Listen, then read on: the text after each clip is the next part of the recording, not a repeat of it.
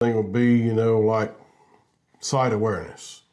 You know, if you're working on a site, especially if it's going to be congested, and figuring out what you're going to do about your materials. You know, one thing that I see happen all the time, it happens to us from time to time as well, but placement of materials. You know, you want to put your materials somewhere where they're out of the way, where they won't get damaged. That's the main thing. But the other thing is like, you don't want to place them and then 2 weeks later, like, hey, you're in the way of another trade and you got to move them. So now you got to pick them up and move them somewhere else. And, you know, that stuff gets expensive, especially if you got quite a few, you know, materials on this project. What about storing them? Like security for the materials? Do you ever have to worry about that?